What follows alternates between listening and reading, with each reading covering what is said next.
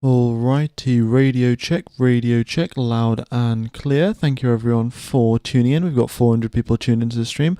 Apologies for being a little bit late. As you can see, I was changing a lot of things up on the streaming setup. So I took some of your feedback on board, got rid of the news banner, and a couple more things have changed. So yeah, let me know what you think. And yeah, thank you everyone for coming along. We'll be getting underway for free practice 1 in 30 minutes time now, so not long till we get underway for free practice. We'll have all 20 cars out on the circuit. Currently up on the screen we've got the 2024 timings. Those will, of course, once the 2025 data comes through, we will have that as well. All right. Yeah, let me know you can hear me. I'm just going to double check that I've got everything set up as it should be.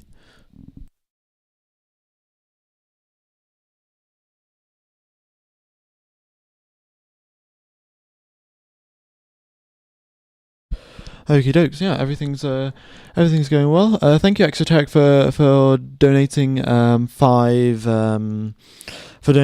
channel memberships. Very much is appreciated, and yeah, thank you everyone for tuning in. All right, yeah, Max will be taking part in today's session. He didn't take part in Media Day. Because of his daughter got born. Was it yesterday? It was maybe yesterday or maybe today, but nonetheless, yeah, so Max Verstappen will be taking part in free practice 1 as standard. He'll definitely have to, because it's a sprint weekend this weekend, so we're going to have just the one practice session, and it's going to be very, very important that the drivers do well in it.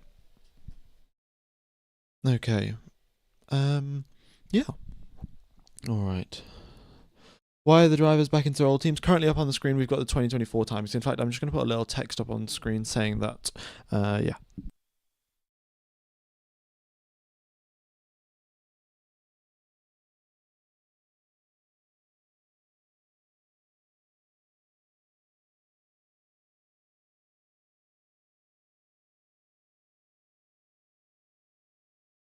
I have no idea why this is so huge. Let me just, there we go. All right. Yeah, so let me know what you guys think is going to happen this weekend. I shall run through the news. We will have some upgrade packages. I think Ferrari have brought some upgrade packages, and Red Bull should have brought their upgrade packages as well. But we shall wait and see. What's actually happening with the upgrade packages, and yeah, it'll be interesting to see, because this is the thing. When you have a sprint weekend, you only have 1 hour to do your testing for your. Yeah, you only have 1 hour to do testing for all of your upgraded parts, which means that the problem that you have is you don't really have time to check if everything works properly. You don't have time to get the perfect setup, because when you get a new set of upgrades, things change ever so slightly, and when they do, ideally you would have the optimal setup going into sprint qualifying, but yeah, of course that's not going to happen if you have a new set of upgrades. Okay. No. Sarah Palmer, don't sleep. This is always relaxing to listen to, even though it's about cars going fast indeed. Well, thank you very much. And okay, so just the new things that we've got up on the screen. Let me show you. So what have we got? We've got the fastest sectors. These things here. This is the fastest sectors that the drivers have done in the current session. So as you can see up on the screen now, this is the free practice 1 times from last year. So last year, George Russell set a 29.4 fastest first sector. Verstappen set a 23.6. Set a 33.6 in the middle sector, and then Hulkenberg set a fastest third sector, which was 24.9. So those are the fastest sectors. I think in time for sprint qualifying, I will also have the DRS zones added in onto the circuit. So previously, I kind of have to just move my mouse around on the screen, and then I can sort of show you guys where the DRS zones are, but I will have that actually added up onto the screen permanently in time for sprint qualifying. So yeah, we've got DRS zones, of course, down this back straight, down the main straight, and of course we've got one on the exit of turn number 9 heading all the way towards turn number 11. All right. What is the weather in Miami? It is nice and sunny in Miami as of now. However, there is a chance that it will rain tomorrow, and there's also a chance it will rain on Sunday. The chance tomorrow is pretty low. The chance on Sunday is a little bit higher, but still, nonetheless, it's not going to be the highest chance of rain that we've ever seen, and most likely it will stay dry. If it does rain, it will be fairly light and it won't be particularly long. So, maybe the drivers might even stick it out on a set of slick tires.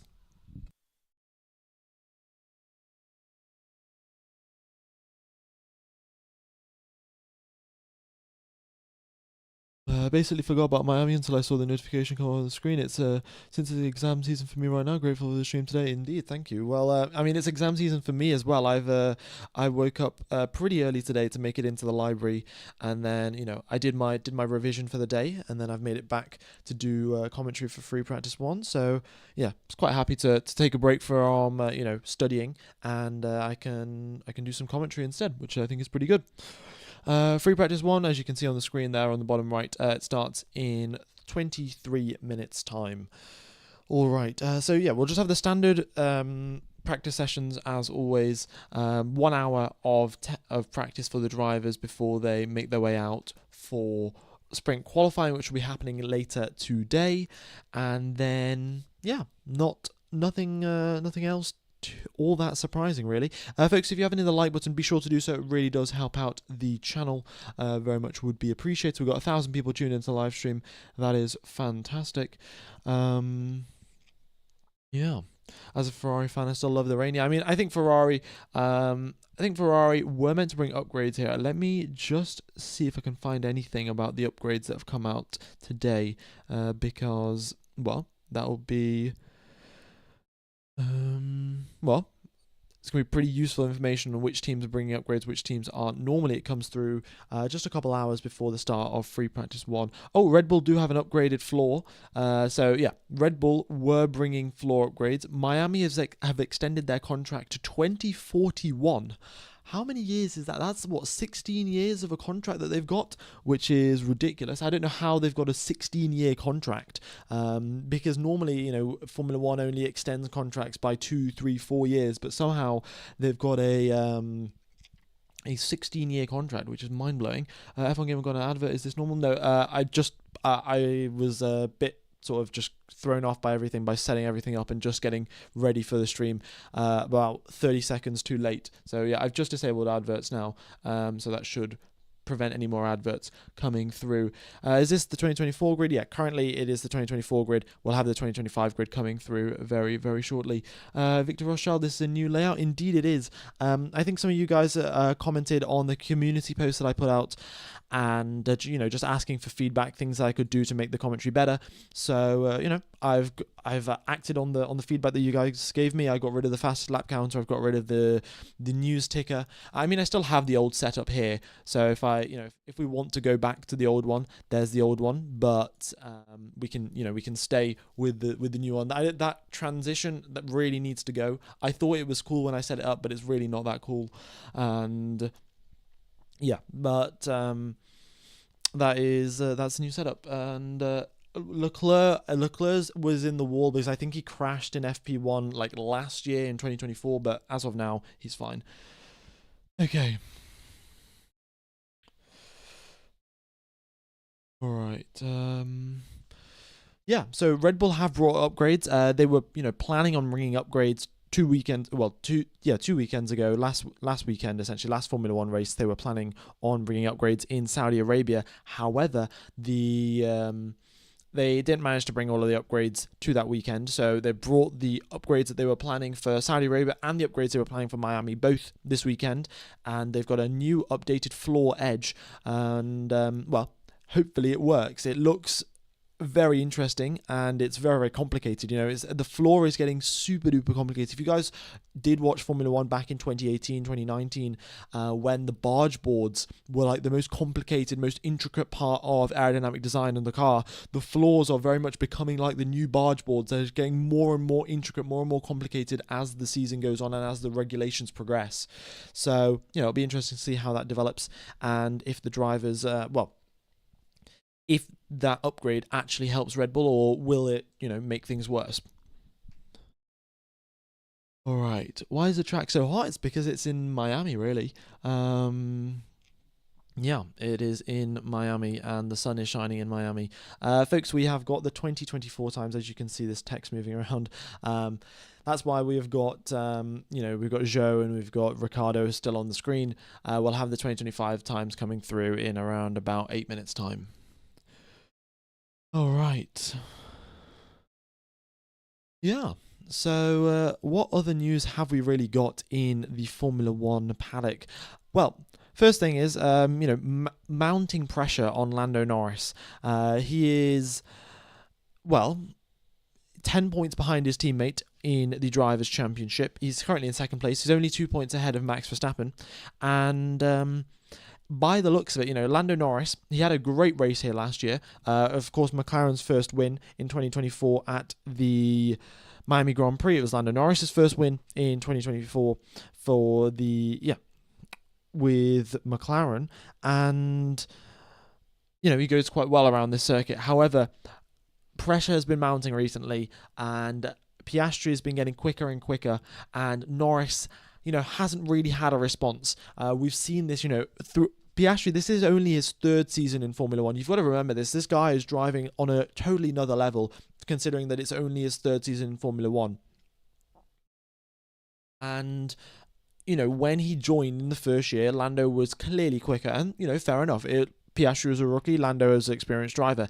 In the second season, which was last year, Piastri on occasion was quicker than Norris and was slowly but surely getting closer.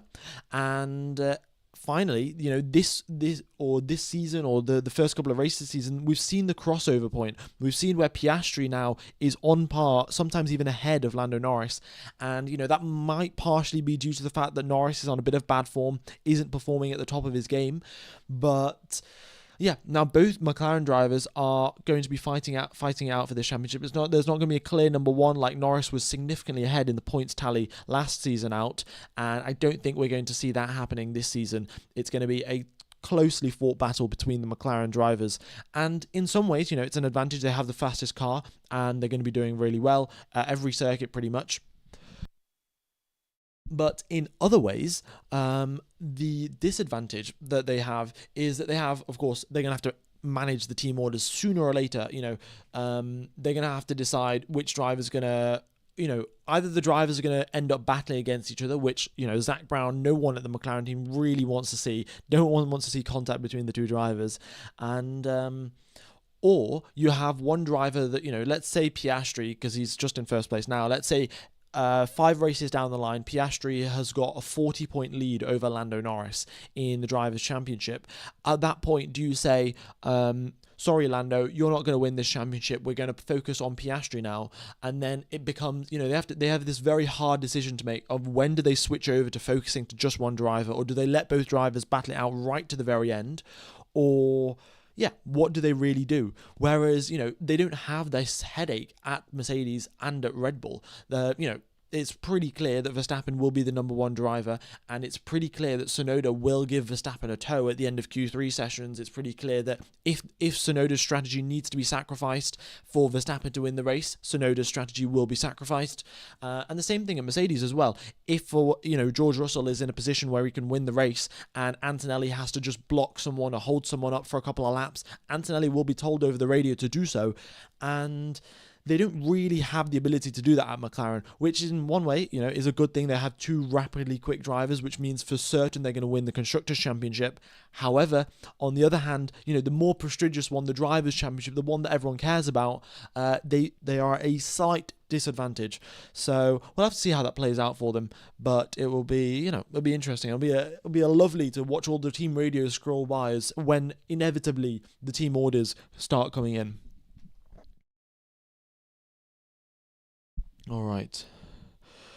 Yes, Max is a father now. Indeed, he is. And as Fernando Alonso once said, I think he'll break. But I know that he will break because he's got a wife and kids waiting at home for him. So Oscar Piastri can use that to his advantage going into turn number 1. If these two drivers are side by side, then Piastri knows that Max Verstappen will hit the brakes because he's got a wife and kids at home. If you guys don't get that reference, this is don't know what's going on there. We'll have the we'll have the Miami data coming through in, by the looks of it, just a matter of seconds now. So just hang in there while we get the Miami data loaded in. Okie dokes. So yeah, everything is, I don't know what's going on here. Everyone is in 20th position apparently, and I think we've just had the Miami data come through. So let me just get that loaded up for you guys, and then I shall carry on with the commentary. Okay, the Miami data is coming through in 20 seconds. So yeah, a very cold quote from Fernando Alonso. And the context of that quote was, I think it was 2005 or 2006. It was when Alonso and Schumacher were battling away for a championship and going into Suzuka. It was 130R at that time, in the 2005 cars, 2006 cars, it was a very vicious corner, always on the ragged edge going through there. And we've got Schumacher on the inside, Fernando Alonso out on the outside, and Alonso swooped around the outside. Schumacher conceded the position at 130R, and I think the reporter asked something along the lines of, "Oh, were you sure that Michael was going to leave you space around the outside?" And or something along those lines. And Alonso replied, saying, "I thought that he would brake because he has a wife and kids at home." So yeah. Just incredible levels of commitment from both drivers, really. But yeah, that's where that quote comes from. And yeah, all right, we've got the new data up on the screen, and yeah, fantastic. Okay. Also, we shall run through let me get rid of this now. We don't need this. I shall take you through a lap of the circuit for this weekend. Oh, I don't know what's going on here. Let me just put that back in its correct position. Okay. For this weekend, I haven't been able to actually record a lap myself. I requested Alessandro Finn to record a lap for me. He's got a YouTube channel if you guys are interested. He does F1 content, but he's recorded a lap for me in the Miami Grand Prix circuit, and I shall. In fact, it's a world record lap. Like this is how Max Verstappen will be driving the car on sprint qualifying later today. So I'll take you through a lap of the circuit, and yeah, here we go then.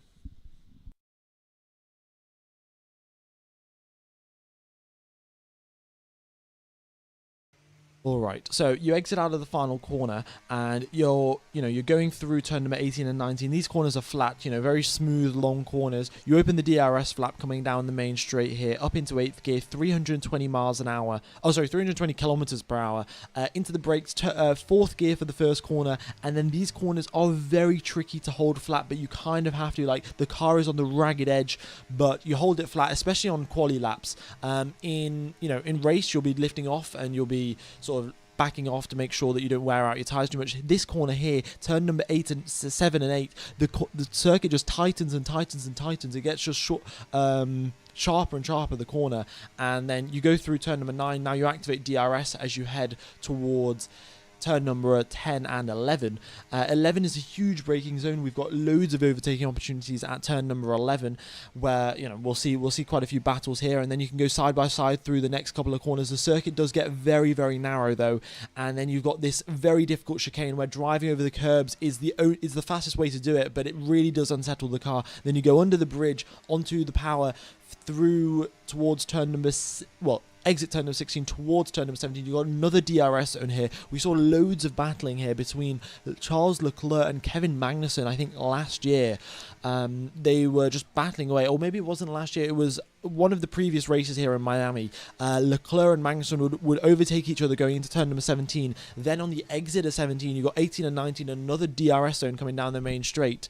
And that is a fantastic sort of re-overtaking opportunity as you go through turn number 17. So yeah, it's a pretty good circuit, and we've got 3 DRS zones here, lots of overtaking opportunities. Thank you, Mr. Utu963 for the donation, very much is appreciated. And yeah, all right. Marianne, hi. The interface and info presentation looks really good this week. Thanks. I mean, very much thank you for your comment. I think you were the first person to comment on the community post, and yeah, your feedback was really, really helpful. So you've gone. It's basically your feedback that's made it look really nice. So thanks to you too.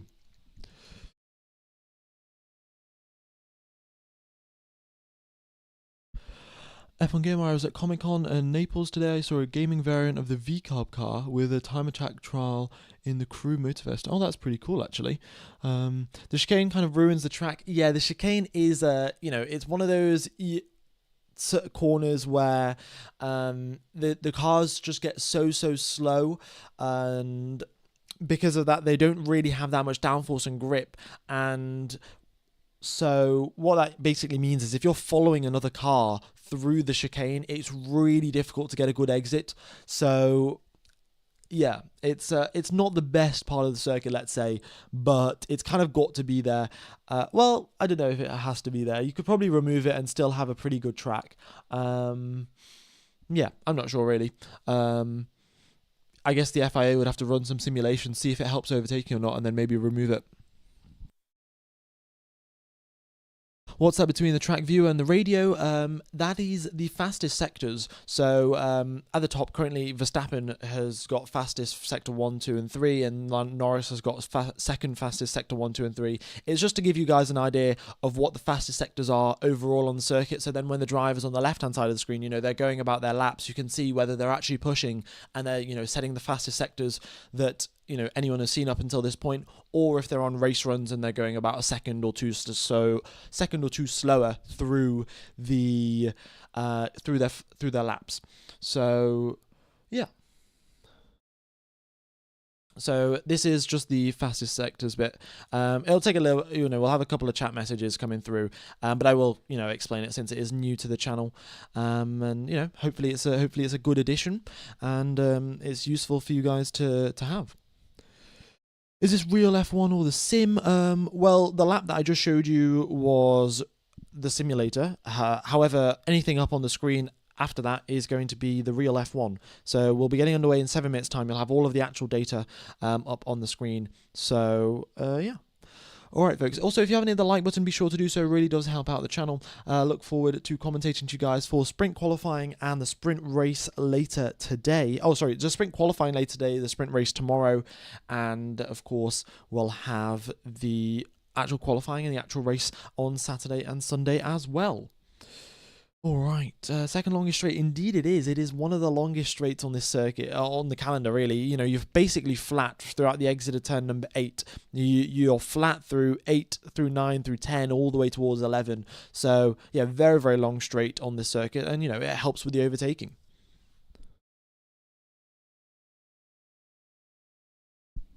F1 Gamer, did you hear about the news of Lily Verstappen? Indeed, I did. Yeah, it's congrats to Max. Really, I don't know. It's not particularly related to Formula One, but maybe she'll be a Formula One world champion sometime. Who knows? Okay. Hey F1 Gamer, how's your day been? My day's been pretty good. I've been a bit tired, to be honest, but because I woke up quite early. But apart from that, I did my studying for my exams, and now I'm happy to be not studying for my exams and watching Formula One instead. So I think that's a pretty good way to spend my day, really. Yeah. Okie dokes. Also, folks, I do have a question for you guys. What else should I add into the screen here? Because on the left-hand side, I've got this subscribers and like counter, which, should stay there probably. But on this side, I don't really know what to put. So if you guys have any ideas or anything that you think would be useful, then go ahead and let me know in the chat. I will, I'm all ears, trying to make the coverage better. So yeah, do let me know if you think there is some extra things that could, be useful to the channel or the stream. I think I might put a little Surfshark message there, being like, oh, if you want Surfshark VPN, then check out the link in the description or something. But yeah. Pit times, yeah, I could put pit times actually. I could put fastest laps. So yeah.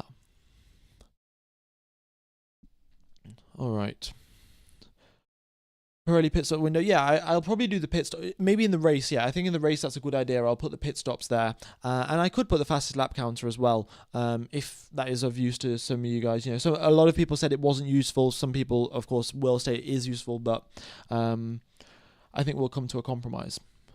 Okay.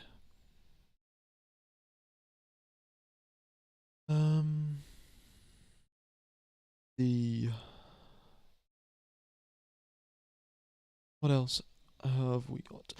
Recent subs or donations? Yeah, I think I could do recent members or recent donations. I'd have to figure out how to do that, but yeah, could be possible. All right, let's run through a little bit more of Formula One news. So, also, I would like to point out, I did make a mistake in last weekend's commentary. I said the two Williams drivers were battling away, but in fact they weren't. So Carlos Sainz was the driver who was ahead of the two Williams. The two Williams finished alongside each other, but Sainz was the driver that was ahead, and Albon was under attack from a car behind him. Albon didn't have the pace for whatever reason. I think his strategy wasn't there, or his car wasn't there, or he just didn't have the pace that weekend. So Carlos Sainz actually slowed down a little bit, gave his teammate DRS to make sure that Albon could actually defend against the driver behind him. I don't remember who that driver was. I think it might have been Hadjar, but nonetheless, some good teamwork there from the Williams drivers. And apologies for the mistake that I made 2 weekends ago in Saudi Arabia.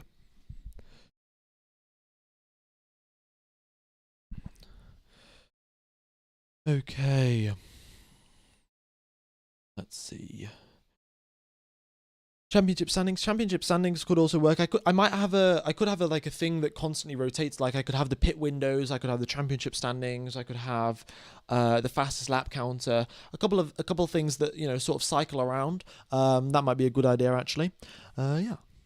All right, we are now very shortly getting underway for free practice 1. As you can see, 2 minutes left on the timer, and then we'll have a green light at the end of the pit lane. Okay. Haven't got any news updates on teams. We have got a new update on the Red Bull. I don't know about any of the other teams. I haven't been able to find the FIA documents for any of the other teams that they've put out, but I shall endeavor to find that out very, very soon. So I can let you guys know.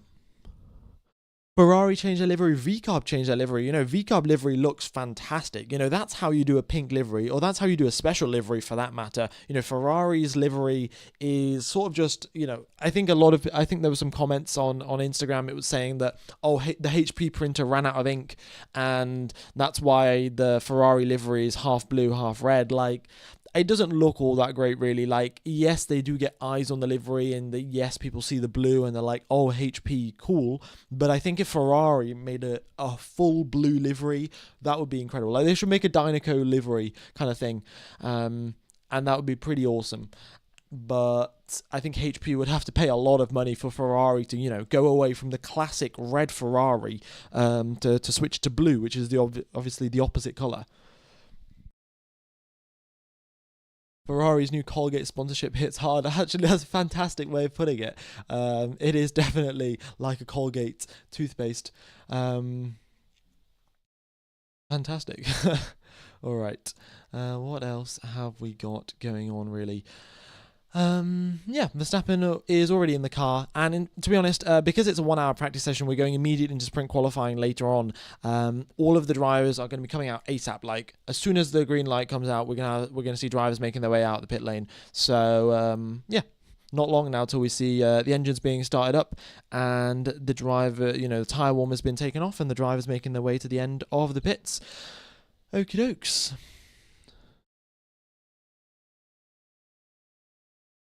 Fantastic.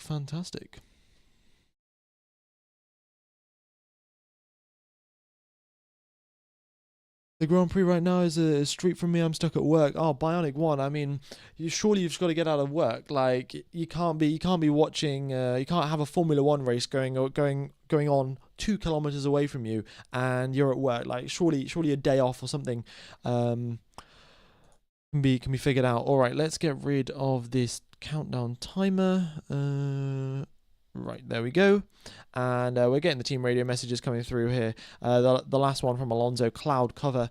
And radio check, Piastri is coming out. And then we've got the rest of the drivers making their way out onto the circuit as well. Fantastic. We got, how many people have we got tuned into the live stream? 4,000 people tuned in. Folks, that is very much appreciated. If you haven't hit the like button, please be sure to do so. Very much does help out the channel. Okie dokes. And we are getting underway for the free practice 1 session, and here you go. You've got all of the team radios coming through now. All of the drivers getting ready. This is quite a, well, it's actually a medium length of Formula 1 circuit, to be honest. So, we're not going to be seeing too many issues in terms of traffic and the drivers getting, blocking each other going down the main straight. But yeah, it will be a thing to take into account because of course it is a narrow circuit. It's a pretty long circuit, so the drivers will be spread out, but it is still fairly narrow, which means the drivers will still have to be alert and listening to their engineers about where other drivers are on the circuit. Fantastic. Okay. So yeah, we've got drivers coming out on medium tyres, drivers coming out on hard tyres, and sooner or later you're going to see the fastest sector times update. As the drivers come through the first, second, and third sectors on their flying laps, as you can see there, Gasly just crosses the second sector line, and he has now currently got the fastest second sector. But I'm sure as other drivers do their fastest second sectors, like there you go, Bortoletto setting a 40.1, and all of these times will continue to tumble. I think the fastest middle sector we'll see is probably going to be in the 32-second range or something. But you'll see that sooner or later. All right. Fantastic. So, yeah. Brilliant. What else have we got going on here? Not all that much, really. The drivers will be out on their medium tyres and the hard tyres. We've got Hadjar and Lawson out on hards, everyone else on mediums. In fact, Stroll comes out on hards as well, and I suspect Alonso will be doing the same.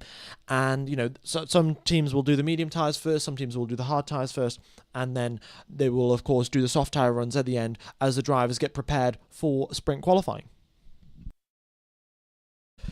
Yeah, sprint qualifying will be taking place in, let's see, how many hours will sprint qualifying be taking place? It'll be taking place in 4 hours' time now. So, whatever time it is now for you in the world, sprint qualifying will be taking place in 4 hours. All right.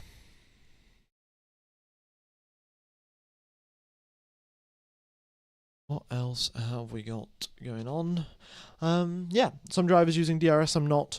And yeah, as you can see, Gasly there on a quick lap, green in the first sector, green in the second sector. But of course, the circuit will be very, very dirty. Miami, the Miami race circuit doesn't get all that much use, and there's going to be a lot of dust, there's going to be a lot of dirt all over the track, and that sooner or later will get picked up, and then the lap times will really start tumbling.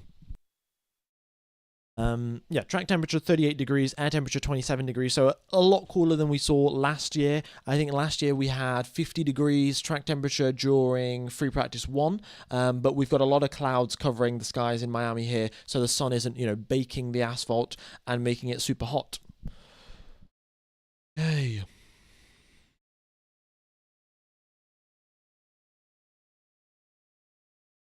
All right, and yeah. Fantastic. How many people have we got tuned in? We've got 4,000, 5,000 people tuned in. Thank you everyone for tuning in. Be sure to hit the like button. Very much is appreciated. This channel has a Miami livery. How you have to keep saying fantastic. Yeah, I think, I think it's an improvement over the previous one. Do let me know on what you think, though.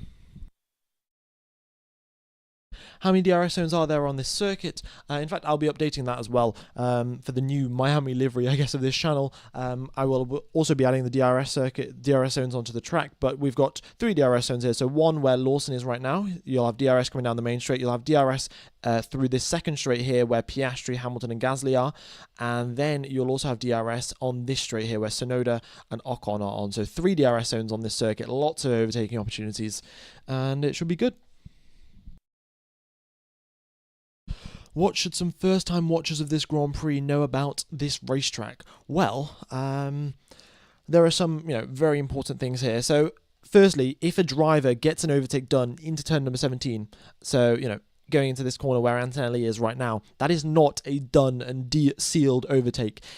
There is a very, very high chance that whoever's just been overtaken through turn number 17 will get a slipstream, will get a tow down the main straight, open DRS, and back into turn number 1. The drivers will go side by side through turn number 1 and turn number 2, potentially even turn number 3. So, just because, your favorite driver gets overtaken at turn number 17, it's not over just yet, because they have another chance to re-overtake the drivers going into towards turn number 1.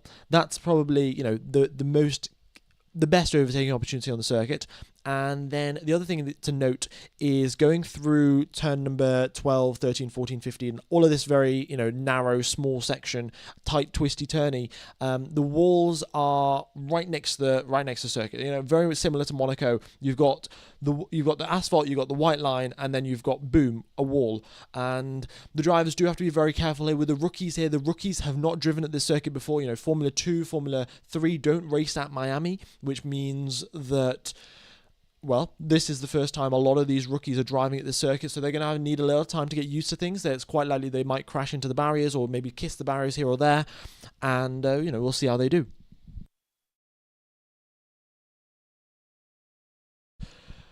Alright, what's the story with those sector timings on top of the radio messages? Those sector timings are the fastest sector timings that that anyone has done on this circuit. So Verstappen currently has the fastest first sector, Russell currently has the fastest middle sector, and Albon currently has the fastest third sector. And then, Gasly, Piastri, and Antonelli are in second place respectively for the first, second, and third sectors. So yeah, it's just an update, a little bit of extra information. As you can see now, Leclerc's now just gone up into second place, second fastest in the first sector.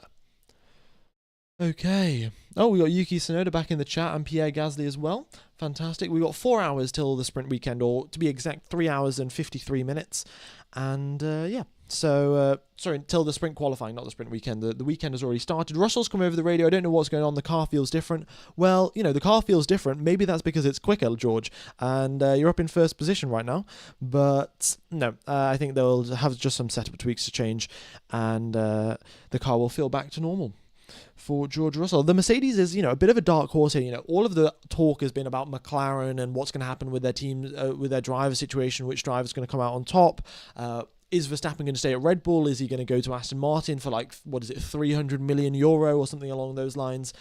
But nobody's really been talking about Mercedes, and I think if Mercedes bring 1 or 2 good upgrades this weekend, or in the next couple of weekends, they are in for a real shot of messing with the Drivers' Championship. You've got to remember here, back in 2024, up until this point, McLaren hadn't won a single race. McLaren were, down in the dumps, and they weren't all that quick. And suddenly, they brought an upgrade package at Miami. Red Bull had a downgrade package in Miami. Their car got slower.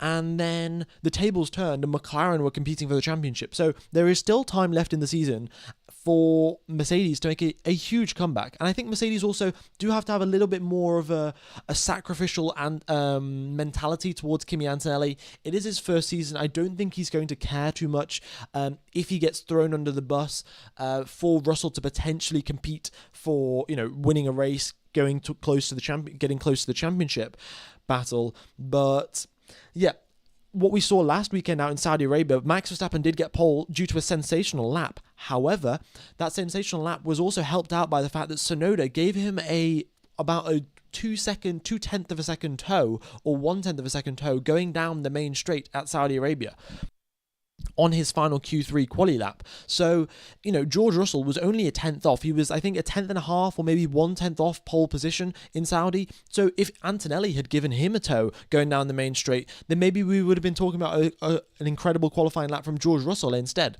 So, yeah, we'll see what Mercedes do, but I think if they want a chance to compete in this championship, they have to throw everything at it, which will involve turning Antonelli into a clear number 2 driver and sacrificing him in certain situations. Okay. F1 Gamer, what do the 6 drivers on the right-hand side indicate? They indicate the fastest sectors, the drivers who are quickest in the fastest sectors, basically. So Verstappen is quickest in the first and second sector, Sainz is quickest in the third sector, and then Tsunoda's second quickest in the first sector, Piastri's second quickest in the second sector, and Albon is second quickest in the third sector. Those are just the quickest sector times up on the screen. Williams going quickest on the straights. Indeed they are. Williams are, well, as we know, a rocket ship in a straight line. They tend to be very, very slippery, and this weekend is no exception, really. Yeah. F1 Gamer, do you think Norris lost his mojo? Well, it's a bit of a, it's a tough one, really. I didn't think he's lost his mojo. I think he's just had a bit of a bad form, bit of a bad run, really, and he just needs to pick himself up because it's very difficult. In the world of Formula One, there are so many eyes on you, so many people talking about you, and news articles being published about you every 5 minutes, right? And Norris has basically, gone on a bit of a downward trajectory. He's getting beaten by his teammate. He made that mistake during quali in Saudi Arabia, and then didn't have the best race, didn't have the best, he did have a good recovery drive, but it wasn't the best of what you want from a championship contender. So, there's been a lot of talk, is Lando up for this championship battle? Does he have the mental strength? Is he quick enough? And all of these things, which kind of go, into playing, messes with your head, basically. And if Lando Norris can sort of block this out successfully, if he can sort of work maybe with a sports psychologist to sort of, ignore all of the outside world and just focus on himself and the pace that he has got in the car, then I think he'll be able to bounce back. However, if he isn't able to do that, if he does get continuously affected by all of the interviewers asking him questions, will you beat Oscar in qualifying tomorrow and things like that, then the drivers can go on a bit of a downward spiral, and you have one bad race and then you feel like, I've got to do even better, and you take a little bit more risk during a quali lap in Q1 or Q2, and then you crash out, and then you start even further down, and then it's sort of a repeating cycle. So he's got to be careful not to make himself fall into that. However, I'm confident that he will be able to recover, because these things will have happened in Formula 2, they will have happened in Formula 3. In his junior career, you're not going to be on perfect form every single race, and you will have to pick yourself up at some point. And all of these drivers have experience doing that. It's just the question of, will he be able to do it with all of the pressure and with all of the eyes of Formula One on him?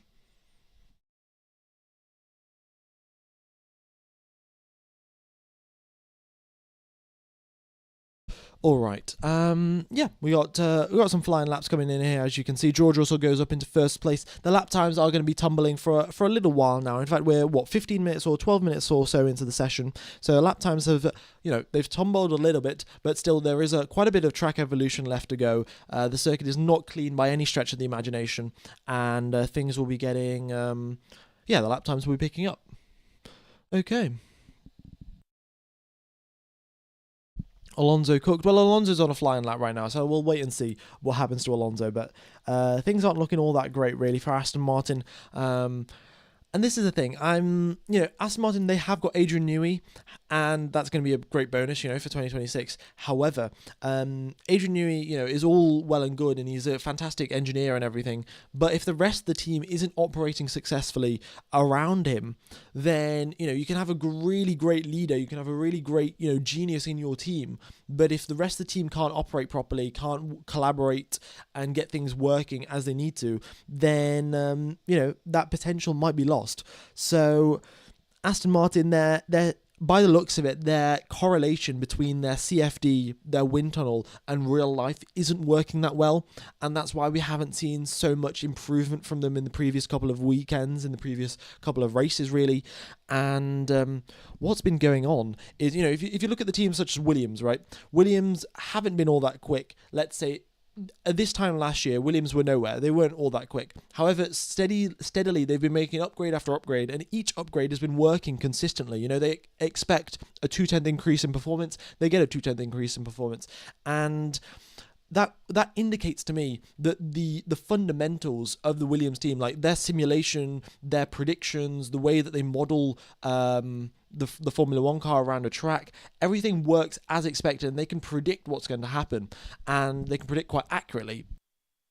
So now you've got to imagine in 2026 they're designing a completely new car, so they have no baseline data to go off. They are purely based off predictions and some wind tunnel testing before they hit the track. So if you can see that the Williams team has good predictions, their wind tunnel's working well, their upgrades work properly, and things like that, then that's really good signs for Williams in 2026. Whereas Aston Martin, yes, they may have Adrian Newey, but if their simulations don't work, then Adrian Newey can design a car and it seems great in theory, but it's just not going to work in real life. So yeah, Aston Martin, and not just Aston Martin, a lot of the teams have got to sort this out. Red Bull as well. They had a huge dominant lead up at the front, and then somewhere along the line, their simulations and their upgrade packages weren't working, and they're gonna have to backtrace and find out, oh, at this point, this is the thing that we did wrong. This is why our simulations aren't working, or maybe this combination of things is why our simulations aren't working, and then they're going to have to go off based off that to upgrade their 2026 car. So it's a very complicated process, and honestly, I think Williams are in a great position for 2026. So if I have to predict which car is going to be the fastest in 2026, Williams is my bet.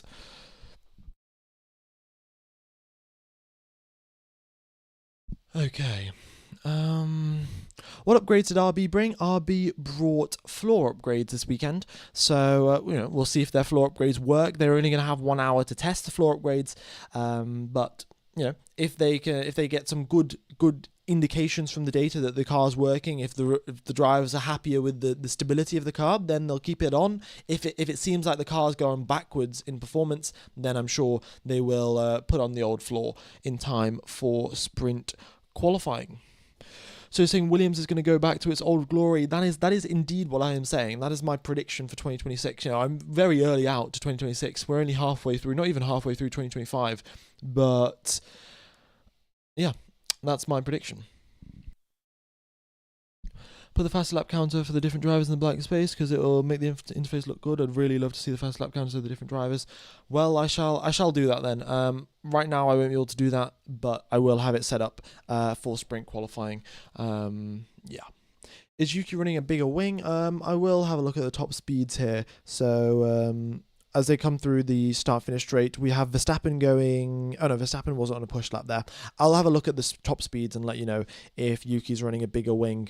But they're pretty long straights here at this circuit, and you've got to find an optimal balance where you have enough top speed through the straights, but enough downforce through the corners where you have the ideal lap time. So we'll just have to wait and see. And the teams will be figuring that out. Maybe Tsunoda's running higher downforce in at the start of FP1, Verstappen's running lower downforce. They're going to see which one works better, and then they're going to pick for sprint quali, but who knows. F1 Gamer, could you reduce the tyre type and age columns to show the max speeds? I would love to, however, I haven't fully been able to understand the code behind this project. So I'm still in the process of understanding the code, and then once I figure that out, I'll be able to make change the font sizes, be able to make the columns smaller, and then I'll be able to fit in a little bit more data. But for now, it's gonna have to stay like this until I figure everything out.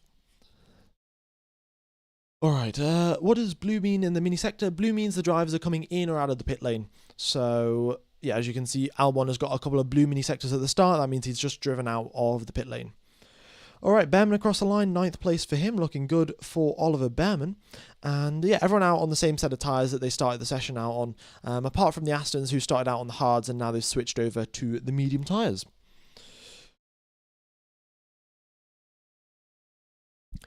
F1 Gamer is an indicator that tells us which drivers are on their flying laps. Unfortunately, no. Yeah, I haven't been able to figure that one out, so... As of right now, there isn't an indicator on who's on a flying lap, really. Ooh, George also had a pretty big moment going through the chicane there. And this is the thing, the chicane, if you hit the curb just ever so, if you hit the curb at the wrong angle and the car just bounces at an awkward place, then you do get a very, very big snap of oversteer. And in fact, I'll take you through a lap of the circuit here. I've got a lap recorded. Well, in fact, I haven't driven this lap. Alessandro Finn has. He's currently 16th in the world. He's got the world record around Miami. 16th in the world around Miami. So it's a very, very quick lap around the circuit, and I'll just take you through here. Yeah, in fact, it'll be pretty much on board with Pierre Gasly. So you come out the final corner here, you shift up the gears. These final two corners are flat, 18 and 19 are flat. You open the DRS as you cross the start-finish line up towards 8th gear, 320 k's per hour all the way to the left-hand side. Maximize as much entry curb as possible. Then your 4th gear through the next couple of corners, and you try and hold it flat. It's one of those corners where you're on the limit, and sometimes you can hold it flat in quali, but in the race, most certainly not. You go downshift, flick it left, then right, then left again, and now this corner, the corner just tightens and tightens and tightens. You've got to slow down more and more and more, and then you get onto the power. Stay well away from the walls there, because the outside part of that circuit is very, very dusty, and you don't get good traction around there. And now you've got DRS going through turn number 9 and 10, and you head towards turn number 11 now, where Doohan and Hamilton are. You know, brake. It's a pretty big braking zone, so you can potentially get an overtake done into there. And now you've got the chicane. This is where George Russell had a moment. If you touch these curbs at the wrong angle, you can see how very, very easily the car's just going to slide out. And then you've got to get onto the power here. Turn number 16, very important that you get good traction. You've got a huge straight ahead of you. You've got DRS, of course, into this corner, turn number 17. And you brake at the 110 meter mark. Just slam onto the brakes as hard as possible. The drivers are going to be doing 5 or 6 G of braking force here. And then 3rd gear through the final corner. Onto the power you go very smoothly. Open the DRS flap and come across the line. That is a lap of the Miami Grand Prix circuit. So yeah, that is a fairly long lap by Formula One standards. We're at 1:30. I think the only really longer laps that we have is Spa, which are I think approaching. I think Spa's also reduced their lap time a little bit as well, around the 1:32s. I think Spa is. I can't remember exactly, but nonetheless, very, very quick lap.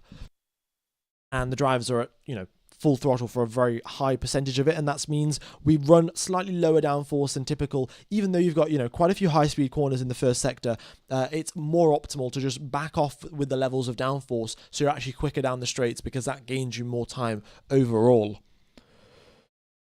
Okay.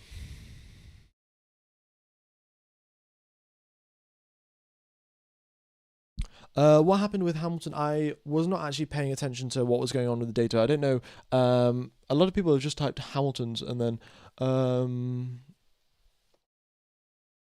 yeah, don't know. But he's down in 13th place and Leclerc's down in 9th, so Ferrari just not all that great as of right now, but I'm sure their pace will pick up sooner or later. It definitely will once sprint qualifying rolls around. And of course, we're all on medium tyres for now. Once they get onto the soft tyres, we'll get some proper pace coming out. But Carlos Sainz, another improvement of his lap time. They're up into 2nd place. Albon as well, doing very quickly. Both Williams drivers looking great. And, this circuit suits them. They've got the Mercedes power in it. They've got a very slippery car in a straight line. So I think it's good. Oh, his icon shrank. It said stop next to his name. Oh, yeah. Sometimes we just have a bit of GPS issues here and there. It's not the most reliable thing in the world, but, it's better than nothing, I guess. All right, what else have we got going on here? Also, folks, if you guys are interested in actually watching the Formula One coverage for $2 a month, there is a link in the description for Surfshark VPN. All you've got to do is, in fact, I've got it written somewhere.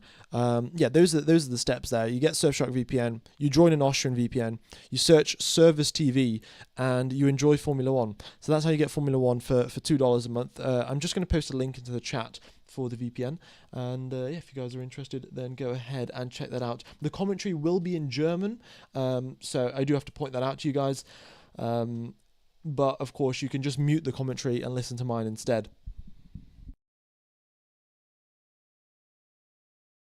Racing Bulls need to get their stuff together. They've been consistent with upgrades, so they need to aim for Q3.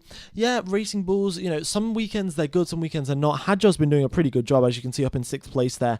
And he's on hard tyres as well. So Hadjar's doing brilliantly, considering he's never raced at this circuit before as well, which is another thing. So, yeah, I think Racing Bulls will improve. I don't know to what extent, but I think Racing Bulls and a lot of teams, if you aren't in a championship battle for the end of the season, then you might as well, stop your development for this year's car and go straight to the 2026 car. I think Williams have done that, or they're planning on doing it very, very soon. I can't remember exactly, but Williams will have, I think, stopped development for all 2025 cars. I think they'll make some more spare parts. Of course, they'll of course need spare parts. We've got another 20 races left of the season, but apart from that, all of their engineers, all of their technicians, all of their designers, they'll all be working on the 2026 car now, and they'll just be making some occasional spare parts for the 2025 car.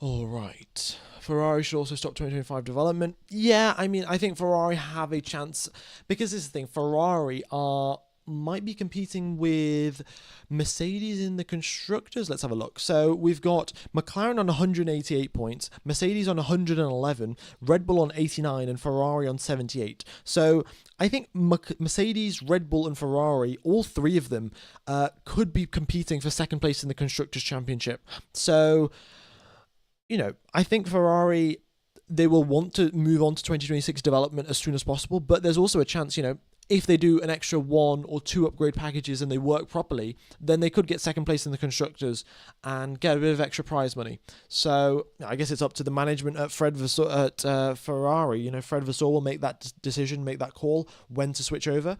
But you know, as is always the case with Ferrari, next year is their year. And I think if that's the case, then they're going to have to switch over to car development quite early.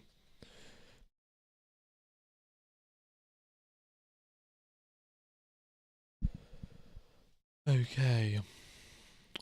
Isam Maruf, thank you for the donation. How much wing should you use? Well, I would say the setup is very typical to Baku, actually. So I would say it would be if you're talking about the Formula One games, I think it would probably be around 20-30% of maximum downforce, because at this circuit, you've got super long straights, very similar to Baku. You've got very narrow roads, very narrow circuit, which is very similar to Baku. And you've also got the occasional high-speed corner here and there, which is also very similar to Baku. So the setup here is, well, as I've just said about 3 times, it's very similar to Baku. And, yeah, so fairly low downforce, and yeah, I don't know exactly how to describe it. Medium low downforce, probably. All right. What else have we got going on here then? Also, folks, if you haven't hit the subscribe button, be sure to do so. It really does help out the channel. Hopefully, we can hit 152k subs this today. That'll be incredible. Of course, we've got the sprint qualifying afterwards as well. And if you haven't hit the like button, be sure to do that as well. We've got 7,500 people tuned into the stream. Very much is appreciated, folks. I'm doing my best here to block adverts from YouTube's side, so you guys don't have to, you know, listen to any adverts about, you know, car insurance or whatever while the free practice session is going on. Yeah. So that's about how things are going, really. We will be getting on to the soft tyre runs shortly now. As you can see, track temperature is up to 40 degrees. The sun has started shining. And the other thing is the circuit is now cleared up. We've had half an hour of running around here. Of course, it will not be totally cleared up. We will still be seeing huge amounts of track evolution once we get to sprint quali. But for now, the track is clear enough where using your soft tyres will actually be a representative lap time. It won't be, you know, ridiculously slow or anything like that. So, yeah. That's a current situation. But the drivers, of course, they much more care about the race and the race pace and the long simulations. So they'll be doing their simulations, and, you know, they'll be deciding, do we want the medium tyres for the sprint race? Do we want the hard tyres? Especially if track temperature is high, for example. You know, if we have a high track temperature, then maybe the medium tyres might not last the entire distance. Maybe you want to use the hard tyres. Probably not, but, you know, there is the alternate strategy option where, you know, you're slower at the start of the race but then you're quicker at the end, which could be beneficial if someone wants to use that.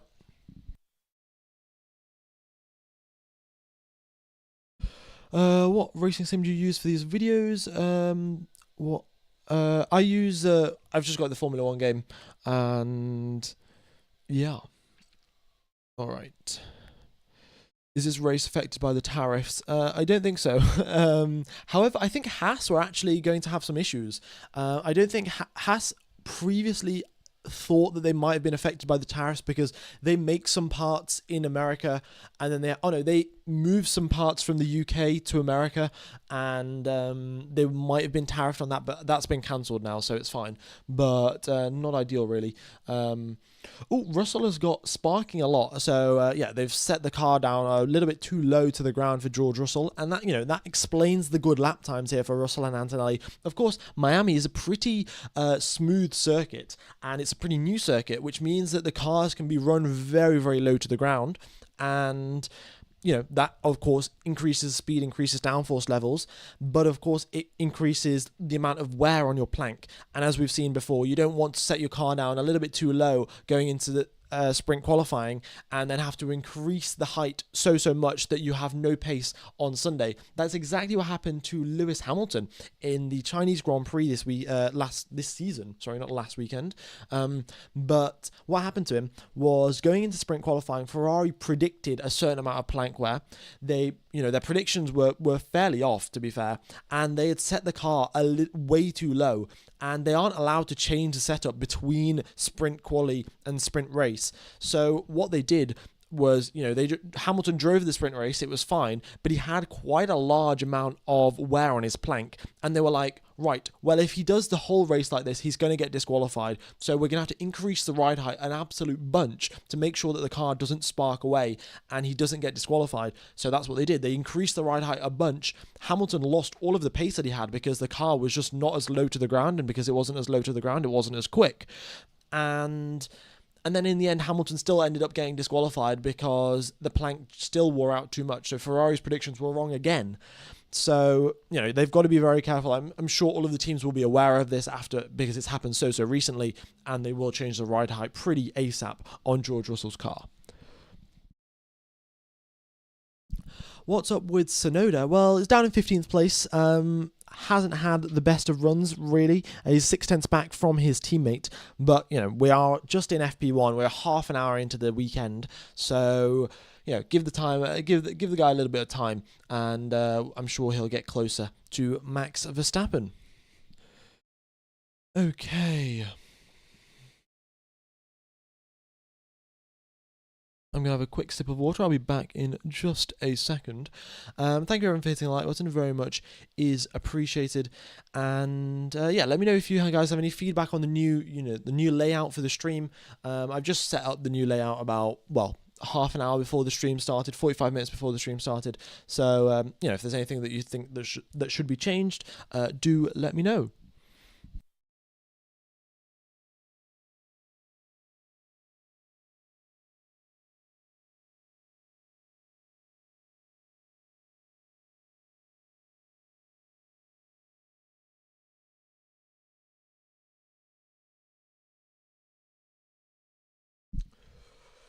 All right.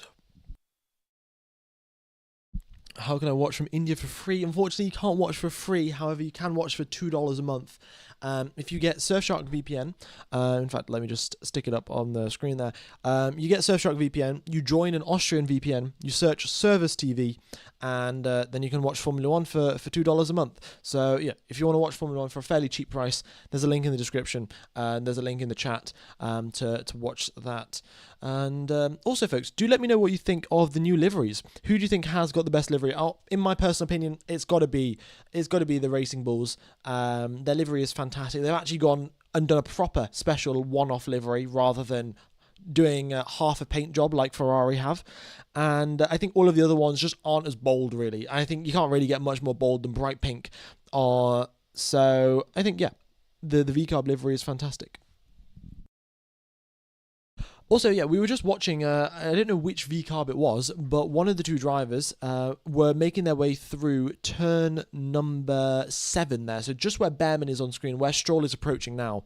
And what happened was, they were just getting understeer and understeer going through that corner, and then what happened was they touched the outside curb of turn number 7, because they had so much understeer, they touched the curb, and then that just sent them even further wide. So as you can sort of see on the track map, the track just tightens up, tightens, and if you drift wide, you drift onto the dirty part of the track, and then once you drift onto the dirty part of the track, you drift onto the curb, and the curb puts you on the other side of the curb, so it just pushes you even further wide. So you've really got to get that entry perfect, because if you're even slightly offline, you go onto the dirty part of the track, and then that basically just pushes you off the circuit. So yeah, the drivers will have to be very careful of that. Is this what I see? Are the McLarens practicing how to give each other a tow, or is this just a one? Oh no, it's not. They weren't practicing how to do that. Lando Norris nearly got blocked. Nearly crashed into one of the Haas cars. I don't know who it was. It was number 20. That is no. There's not a number 20, is there? There's not a number 20 Haas, or is Hulkenberg?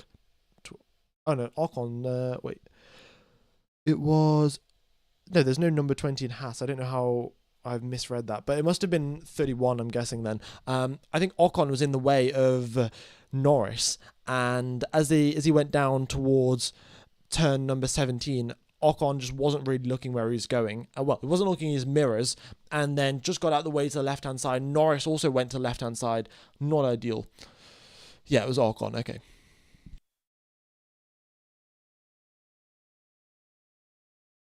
Yeah, Magnussen was 20. I guess I'm just hallucinating. Yeah.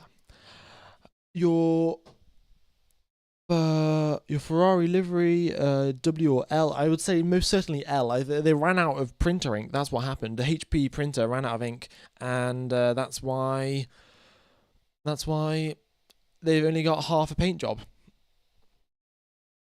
How much change?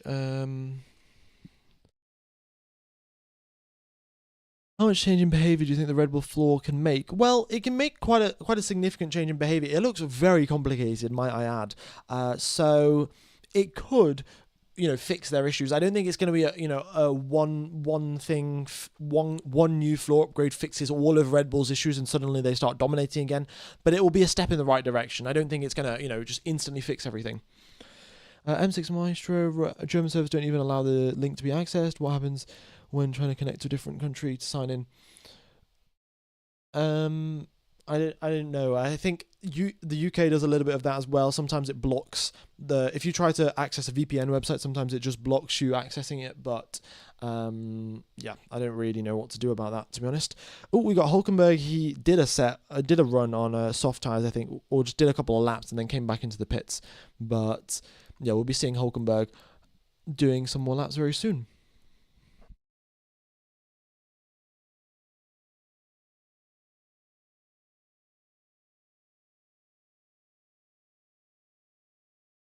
Okay. Ferrari would never go fully blue, but they did a bad job at that livery. Yeah, I don't think Ferrari. I mean, they could as a one-off. Surely it would be a very big statement because everyone knows Ferrari is red. Like you ask anyone, and everyone knows that Ferrari is always red. So if they came out into a Formula One race in like baby blue or something like that, that would be a very big statement. And they get loads of eyes on Ferrari. I don't know if Ferrari particularly want that. They want people to get the idea of a blue Ferrari, but I guess it's up to their media and marketing department. I'm sure if HP paid them enough money, like if HP really gave out the dollar bills, then I'm sure that Ferrari would paint their car blue. Is this just practice? Indeed, it is. We've had 40 minutes of practice so far, and we've had all of the drivers do runs on medium tyres, as you can see up on the screen. We've got Hadjar and Lawson out on hards. Hulkenberg did 3 laps on softs, but apart from that, we've just had medium tyre running as of now. Yeah. And we'll be getting into the soft tyre runnings very shortly.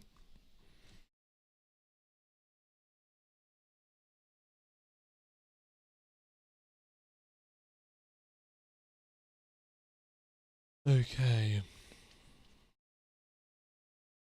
Yeah, we got a replay here of Lewis Hamilton and just driving over these curbs a little bit and unsettling the car again. The chicane at the turn number 15, 16. It's a very very tricky chicane, and well, it unsettles the car quite a bit. So the drivers are just having to be extra careful.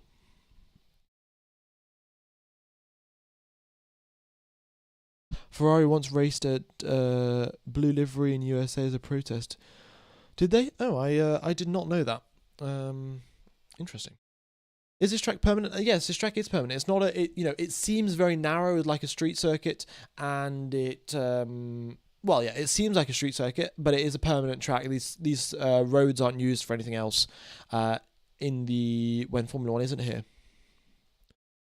F1 Gamer, if you had to choose a sponsor of an F1 team, who would you pick to sponsor you? I don't know. I think any of the Formula One teams would be cool. Like imagine the stream saying like sponsored by Williams or sponsored by Aston Martin or whoever. Like any Formula One team. That's who I'm gonna pick. Yeah, I guess if I have to pick one, then sure, I'll pick Ferrari, because Ferrari, Ferrari, of course. Everyone's a Ferrari fan, as Seb Vettel once said. So, yeah, why not? Okay.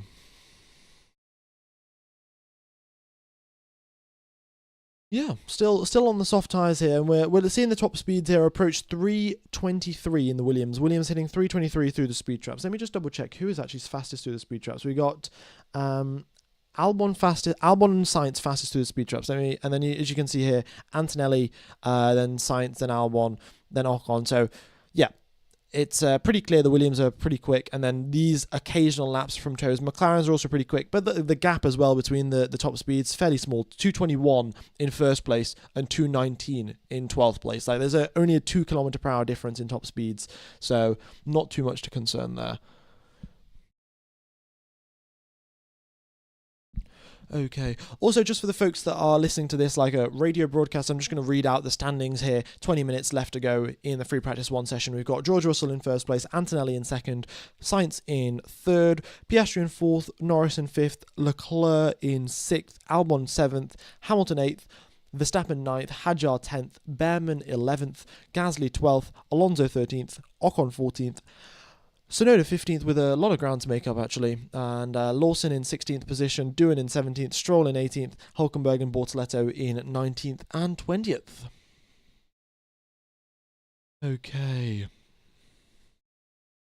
I'm listening like a radio. Just came into the chat to say thank you for reading out. Very, very much is appreciated, bud. Yeah, I will keep doing this. Every probably 20 minutes or so, just for the people that are listening like a radio broadcast, because I know there's quite a lot of you out there. Okay.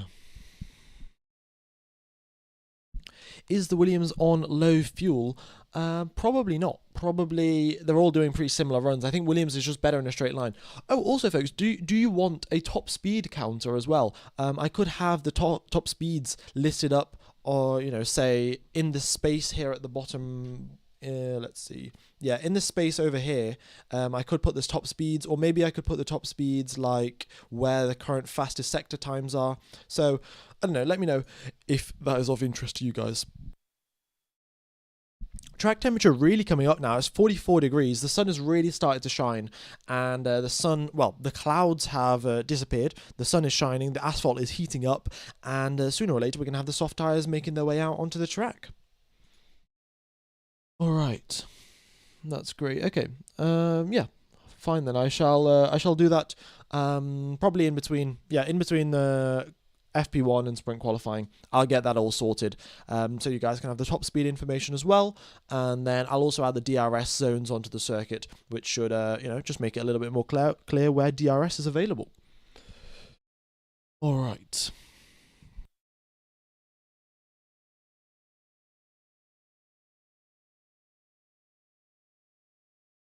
Which team do you support? Well, I don't particularly support a team. My favourite driver is Seb Vettel. Of course, he's retired, so as of right now, I'm not particularly supporting anyone. But, very much enjoying the competition between McLaren and Red Bull. I think that is fantastic. And as you can see here, Russell looking good in all three sectors. Fastest in the first and second sector, and then second fastest in the third sector. So he is doing fantastically. And as you can see over the radio message, he picked up 15k per hour.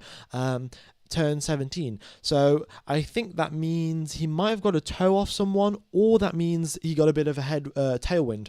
The wind, of course, is blowing from the easterly direction, so that means the drivers will have a tailwind going through going through the back straight from turn number 16 towards 17, and then they'll have a headwind where Lando Norris and Hamilton are going towards turn number 11. So yeah, the drivers will have to be wary of that. So at some parts of the circuit they'll have a little bit extra downforce, some parts they'll have a little bit less.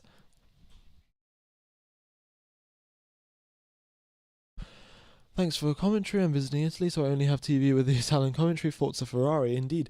Glad that I can provide you with some coverage. 15 minutes to go now, and as you can see, drivers are entering the pit lane, which normally means they're going to be putting on a fresh set of rubber, and they're going to be refueling the car as well. And we've got Nico Hülkenberg out onto the circuit here with a set of soft tyres, and let's wait and see what he can do. Yeah, Russell's saying the wind has picked up, and the wind speed is only showing 5.4 kilometers per hour. However, the wind might be gusting a lot higher than that, which will be a factor.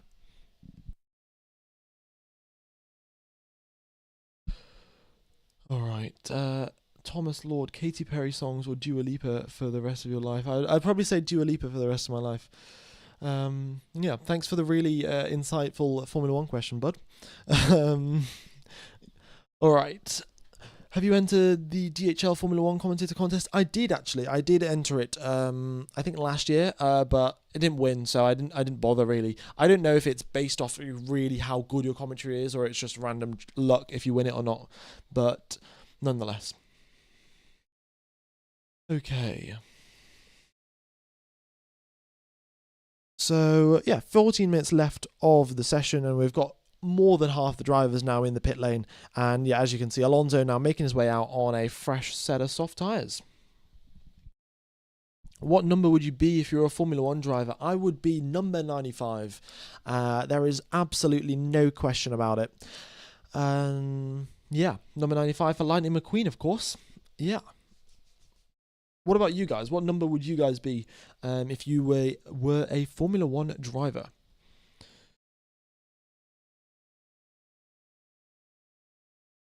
Okie dokes then, fast lap here from Nico Hülkenberg. In fact, I'll take you through a lap of the circuit here. So I shall just play the onboard. Here we go. As you come out the final corner, you get onto the power up in towards 4th, 5th, 6th gear. These final two corners are flat. You make your way across the start finish line, activate DRS as you go towards turn number 1, brake at the 110 meter mark, down into the 4th gear. You can probably get away with 3rd gear as well through this corner, but you want to carry as much speed as possible through these long flowing corners. Then this flick to the left here, you downshift, you're up into 7th gear, downshift into 6th, flick the car to the left, then flick it to the right, and now this is the corner where everything tightens up. You want to stay well within the track here, because the curb's very dirty. You drift wide. In the game, of course, it's not as accurate, but in real life, if you touch the curb, you go off onto the right hand side of the track.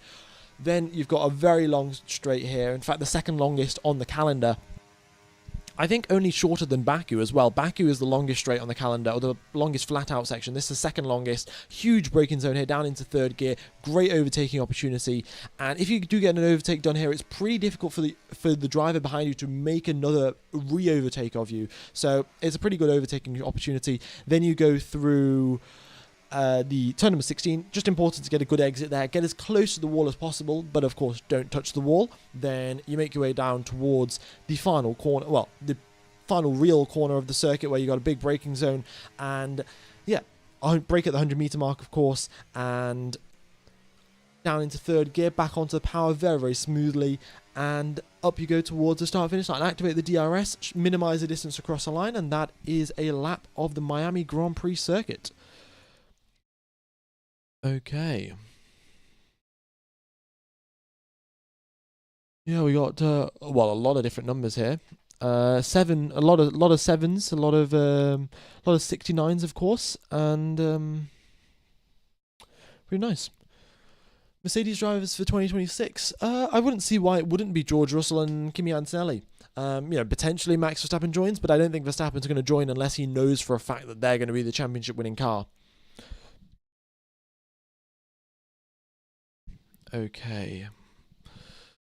And here we are. Soft tyre runs are underway here, ladies and gents. We've got Sainz out on softs, Albon out on softs, and the rest of the drivers are making their way out as well.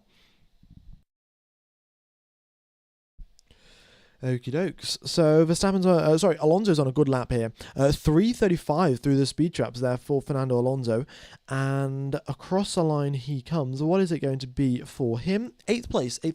Not a huge improvement really. I would have expected the soft tyres to bring him up, closer up into third or something like that. But still some time left on the table there for Fernando Alonso. Sainz, however, look at those purple mini sectors there for him. Purple in the middle sector, in fact, and is looking very racy. He's got this super long straight now, going towards turn number 17, and we'll see what he can do. 3:37 through the speed trap for Carlos Sainz, so a little bit more top speed than the Aston Martin down the back straight. And then you make your way through turn number 18 and 19 across the start finish line. What's it going to be for Carlos Sainz? Up into first position. That is a smooth operation from the smooth operator, and he goes 4/10 clear of George Russell there. Okay, let's see what his teammate can do. Alex Albon, I think Albon might have got a little bit of a toe off Antonelli as well. Yeah, 3:41 through the speed traps, 4 kilometers per hour quicker than his teammate due to a toe that he got from Kimi Antonelli and another toe that he's getting off Antonelli towards the start-finish line. That might have cost him a little bit of time, to be honest, in the final sector because of the dirty air, but nonetheless, he comes across the line, second place. He's 3/10 back from his teammate. Lost all of his time, in fact, in the middle sector. Of course, Sainz had a purple middle sector, 3/10 quicker than Albon, and that's where all of that lap time was lost. So, yeah, Albon's got a little bit of work to do in the middle sector.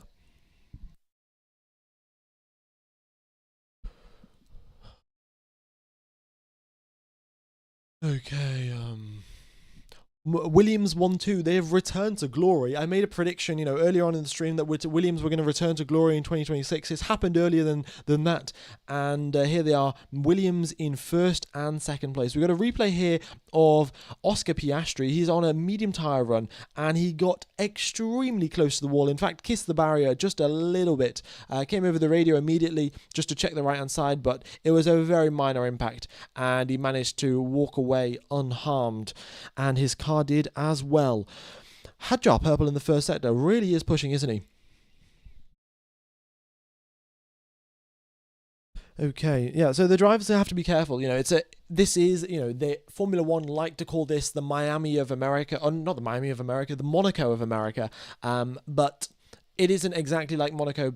However, at certain parts of the circuit, the walls are very, very close. And Tsunoda up into fourth place. Great lap there from Yuki Tsunoda. Verstappen, however, purple in the first sector, goes 3/10 quicker than Yuki Tsunoda in the first sector alone. So we'll wait and see what he can do. Lawson across the line, 7th place for him. Then we've got Charles Leclerc. He is on he's about to start a flying lap, actually. And we've got Hadjar on a flying one as well. Let's see what he can do. Across the line he goes, and it's third place for Isaac Hadjar. Fantastic. And look at that, he's ahead of Yuki Tsunoda. So is it time for a switch here, ladies and gents? Do we swap Isaac Hadjar and Yuki Tsunoda Red Bull style? I think Tsunoda's had enough races with the Red Bull team. I think now perfect time to switch drivers, isn't it? Yeah, I wouldn't really put it past Red Bull, to be honest. I wouldn't be surprised if that was the new headline tomorrow. But however, I don't really think that's going to happen. Tsunoda's shown that he has enough performance as of right now, and Verstappen demolishes the timing screen. Up into first place he goes, a 10th quicker than Carlos Sainz. Only a 10th quicker than Carlos Sainz. I mean, that speaks to how quick the Williams were. And 336 Ks through the speed traps there for Max Verstappen. So he's only a kilometre or two slower than the Williams in a straight line, which is perfectly fine. And he manages to go up into first place with a fastest. Well, Piastri's now fastest in the first sector, and Verstappen was second fastest in the middle sector, even slower than Carlos Sainz. Sainz had a perfect middle sector when he did that lap. All right. And Max was cooking. However, Piastri, I think, is cooking much harder. Piastri is on max heat. And Leclerc, oh my God. Well, look at that final sector from Charles Leclerc. Goes 2/10 quicker than Max's final sector and puts himself up into first position. Very nicely done. All right, let's see what Piastri can do, though. He's purple in the first sector, purple in the third, purple in the second and third, purple in all sectors, and goes 3.5 tenths clear of Charles Leclerc here. So as we know, the McLaren's looking great. We'll see what Norris can do. Norris is currently coming out of the final corner to start his flying lap. We'll see if he can get close to his teammate. Of course, this is where he won his first Formula 1 race. This is where McLaren won their first Formula 1 race in 2024. And, well, they go quite well around here. We'll see if he can get close to his teammate. Because if we do look back, into 2024, or 1 year ago, Piastri was not that close to Lando Norris in terms of qualifying performance, in terms of race pace, and, in 1 year, a very short amount of time, things have changed quite dramatically. We'll see if Lando Norris can maintain his dominant position as a McLaren sort of lead driver, even though he isn't currently leading the championship. Okay, through the first sector he goes. It's a 29.167, and that is 0.3 slower just in the first sector compared to Piastri there. Not a great start there for Lando. But, of course, we're still yet to get to qualifying. We're still in practice. We've got 5 minutes left of practice. We'll figure this out. Does Max have upgrades? Yes, they do. Red Bull do have upgrades. I think Ferrari may have upgrades. I'm not certain. I will confirm once we get to sprint qualifying. We got a double yellow flag. That's Behrman. Behrman has... Lando Norris goes purple in the middle sector, and we've just had a session red flagged. 4 minutes, 30 seconds left of the session. We're probably not even going to get the session restarted. Behrman in the wall. I don't think it's a big impact, but his suspension is damaged as he was making his way through turn number 15, turn number 12 and 13. That is where he had his crash, and into the barriers he goes. He will be fine to take part in sprint qualifying. It's not a big impact. The Haas mechanics know how to fix a broken car. They'll get it done in time for the sprint quali, but yeah, by the looks of it, that is probably the end of the free practice 1 session. A bit anticlimactic. We're about to get a quick lap in here from Lando Norris. He managed to go a 10th quicker than Piastri in the first sector, and this is another thing to take into account.